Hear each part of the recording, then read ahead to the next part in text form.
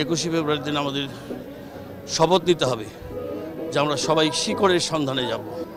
যখন ঘোষণা দিল কায়েদ আজম জিন্নাহ যে উর্দুই হবে রাষ্ট্রভাষা, তখন বাঙালি জাতি প্রতিবাদ করলো। জাতির পিতা বঙ্গবন্ধু, এখনকার জাতির পিতা বঙ্গবন্ধু, তখনকার ছাত্র তিনি প্রতিবাদ করেছিলেন এবং আরও অনেকেই প্রতিবাদ করেছেন।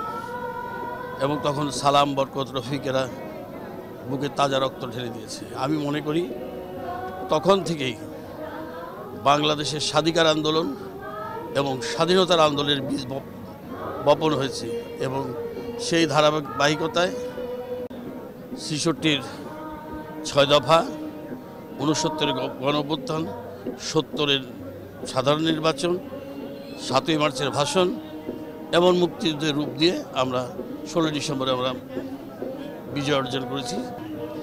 আমাদের এখন উচিত আজকের এই ২১শে ফেব্রুয়ারির দিন আমাদের শপথ নিতে হবে যে আমরা সবাই শিকড়ের সন্ধানে যাব।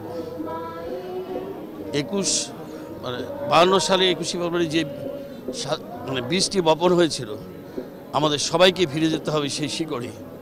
এবং ওই শিকড়ে যদি আমরা ফিরে যেতে পারি, আমরা সেটাকে যদি আমরা ধারণ করতে পারি, তাহলে স্বাধীনতার চেতনা আমরা ধারণ করতে পারবো। ৩০ লক্ষ শহীদের রক্তের বিনিময়ে যে অর্জিত হয়েছে স্বাধীনতা, এবং জাতির পিতা বঙ্গবন্ধুও জীবন দিয়ে গেছেন। অতএব এই স্বাধীনতাকে সমুন্নত রাখার জন্য অপশক্তিকে দমন করে এই বাংলাদেশকে সমৃদ্ধশীল সোনার বাংলা গড়ে তুলতে পারবো।